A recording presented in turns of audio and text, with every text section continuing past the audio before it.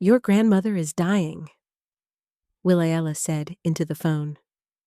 My daughter-in-law's voice was calm, almost rehearsed. I stood in my kitchen holding the receiver. 62 years old, perfectly healthy. I'd just had my annual checkup last month. I'm sorry, what? I said slowly. The children need to understand that time is limited, Williella continued, speaking as if I wasn't on the line, as if this was a conversation she was having with someone else entirely. Avara doesn't have much longer.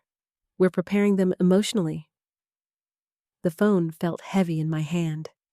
I set it down on the counter slowly, carefully, as if it might shatter. My son Tomias was supposed to be there. He was supposed to have told me this conversation was happening. He was supposed to have said something, anything, to warn me that his wife was out there telling my grandchildren I was dying. I picked the phone back up. Williella, I need you to explain exactly what you've told them. That you're terminally ill. That they should treasure their time with you now, because there won't be much of it left. The words landed like stones in still water, one after another, each one creating ripples that spread outward, touching everything. You told them I'm dying? Without asking me? Without asking Tomias? Tomias understands it's for the best, she said. The children were getting too attached. They call you every day. They want to spend every weekend with you. It's unhealthy. I couldn't speak for a moment. The kitchen around me suddenly felt wrong. The morning light through the window looked too bright, too harsh. My coffee sat on the counter, still steaming. I'd been making breakfast when she called, a normal Tuesday morning that had just become something else entirely. Put Tomias on the phone, I said. He's at work. Then I'm going to his office right now. I hung up before she could respond. My hands moved on their own, setting down the coffee mug, grabbing my purse, finding my keys. The actions felt mechanical, like I was watching someone else do these things. My son worked 15 minutes away. I could be there in 12. The drive took forever and no time at all. I don't remember the traffic lights or the turns. I remember my hands on the steering wheel. I remember thinking about my grandchildren, Eileen, who was 7, and little Gaver, who had just turned 5. I remembered Eileen asking me last week if I could take her to the aquarium next month. I remembered Gavor climbing into my lap while we watched cartoons on Saturday, his small body warm against mine. Tomias worked in a downtown office building. 42 years old, senior accountant, steady job, steady life. Or so I thought. I parked in the visitor lot and walked through the lobby with purpose. The elevator ride up felt like it lasted hours. His office was on the 8th floor. I walked past the reception desk without stopping. I knew where his cubicle was. I'd visited 100 times over the years. The office was open plan. Rows of desks, people working quietly, the soft sound of keyboards and phone conversations. Tomias looked up when I appeared. His face went pale. He knew. He already knew this was coming. We need to talk, I said. He stood immediately, gestured toward a conference room. We walked in silence. The glass walls meant everyone could see us, but at least they couldn't hear. He closed the door behind us. Before you say anything, Tomias started. Your wife told me she's been telling my grandchildren that I'm dying. He sat down heavily in one of the conference room chairs. Mom, it's complicated. It's not complicated. It's a lie. A deliberate, calculated lie told to children. My grandchildren. Your children. She's trying to protect them, Tomias said quietly. From what? From having a grandmother who loves them? From getting hurt when you're gone. The words hung in the air between us. I sat down across from him because my legs suddenly wouldn't hold me up. I'm not dying, Tomias. I just had a physical. I'm healthy. I know. Then why would you let her do this? He wouldn't look at me. He stared at his hands, at the conference table, at the window overlooking the city. Anywhere but at my face. Williella says it's better this way. That if they think you're dying now, they'll be less attached. Less devastated when the time actually comes. I stood up. I couldn't sit anymore. I walked to the window and looked out at the city below. People moving through their lives, making decisions, living their days. None of them knew what it felt like to have their own son choose a lie over the truth. How long? I asked. What? How long has she been telling them this? Tomias didn't answer for a long moment. About 3 months. 3 months. 90 days of my grandchildren believing their grandmother was dying. 90 days of them being told to not get too attached. 90 days of whatever emotional damage that caused, whatever confusion and fear that planted in their young minds. I want to see them, I said. Mom, I want to see them today. I want to pick them up from school and take them somewhere. Somewhere public where Williella can't control the narrative. She won't let you. I turned to face him. She can't stop me. They're my grandchildren. She can tell them you're sicker than you said. She can tell them you had a bad day. She can tell them. More lies, I said. You're going to let her tell more lies to protect the original lie. Tomias's jaw tightened. It's not that simple. It is exactly that simple. You either tell the truth or you don't. You either protect your children from harm or you let someone else harm them. There is no middle ground here. I left his office. I didn't wait for him to respond. I walked back through the cubicles, back to the elevator, back to my car. My phone buzzed as I was pulling out of the parking lot. A text from Tomias. Please don't make this worse. I drove to Eileen's school. She was in 2nd grade at Riverside Elementary, a 20-minute drive from downtown. I'd picked her up 100 times. The teachers knew me. They knew I was her grandmother. The bell rang at 2:47 p.m. Children poured out of the building like water from a broken dam. I waited by the gate. Eileen saw me and her face lit up. That pure, uncomplicated joy that only children can manage. Then something flickered across her expression. Uncertainty, confusion. She ran to me anyway and wrapped her arms around my waist. Grandma, what are you doing here? I wanted to see you, I said, holding her close. I wanted to spend time with you. But Mommy said... Eileen stopped herself. Said what, sweetheart?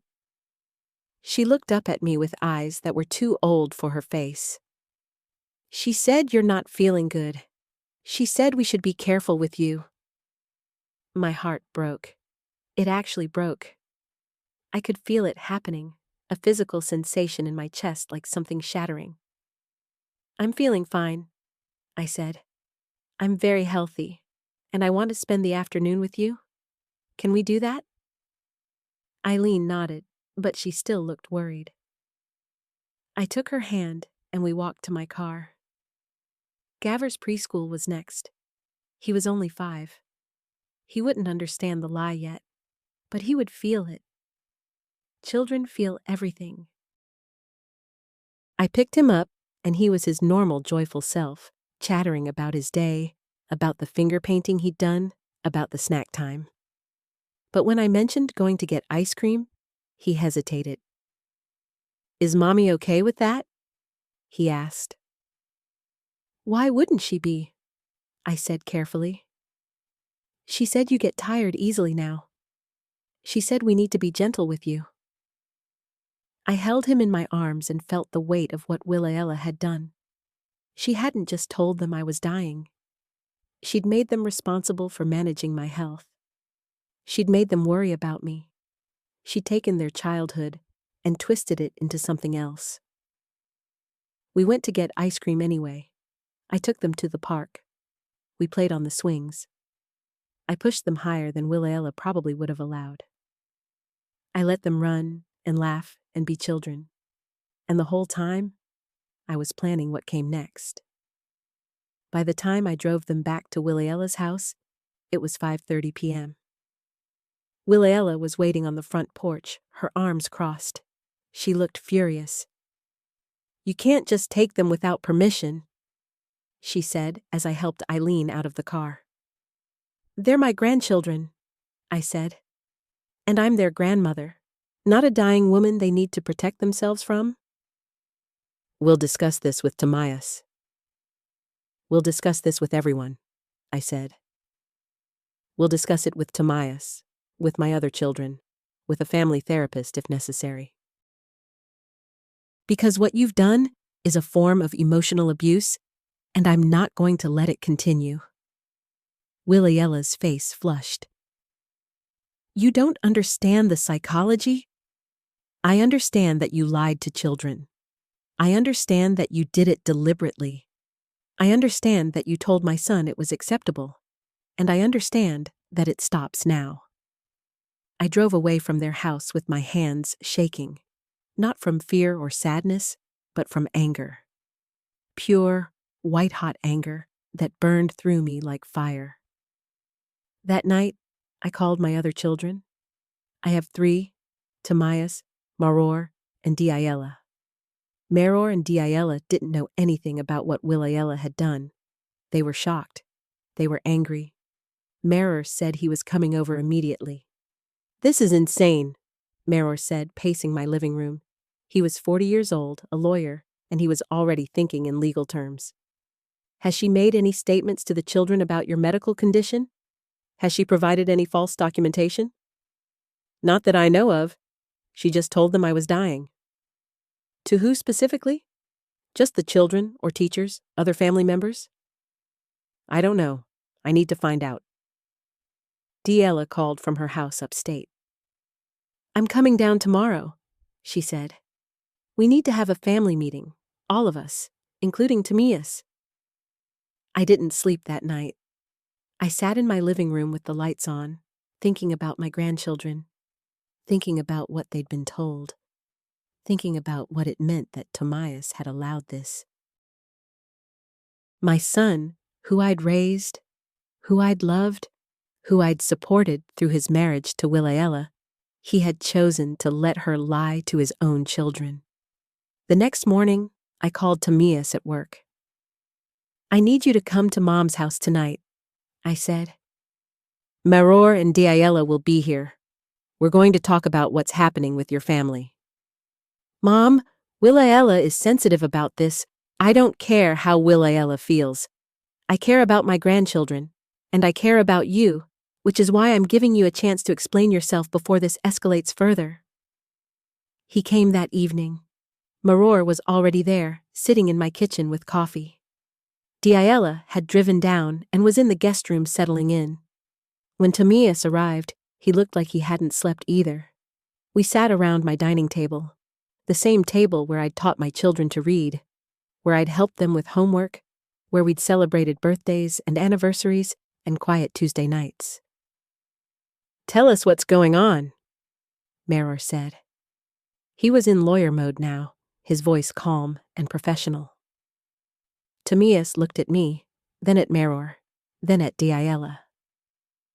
"Willaella thinks it's better for the children if they don't become too attached to extended family. She says it reduces trauma when people pass away.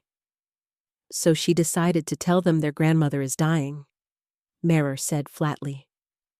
"She thinks—" "I don't care what she thinks," Maror interrupted. "I care what you think. Do you believe this is an acceptable way to treat your children?" Tomias was quiet for a long moment. "No," he finally said. "But Willaella is. She has strong opinions about parenting, and she's their mother. I didn't want to undermine her authority. Her authority to lie to them? Diayela asked. Her authority to cause them emotional harm?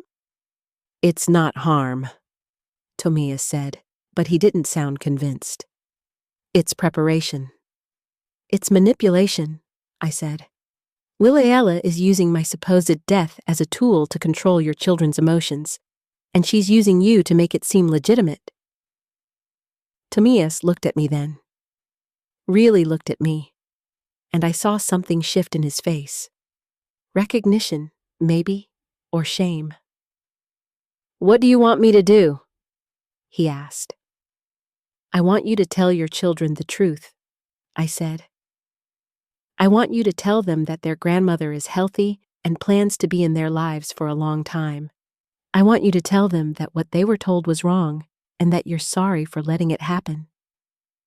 Wilayela will be furious. Then Wilayela will have to deal with the consequences of her own actions, Merer said. But I'm going to be honest with you, Tomias. If you don't fix this, if you don't tell your children the truth and set boundaries with your wife, then Mom needs to consider whether it's safe for her to have an ongoing relationship with them. The words hung in the air. It was a threat, but it was also a boundary, and it was necessary.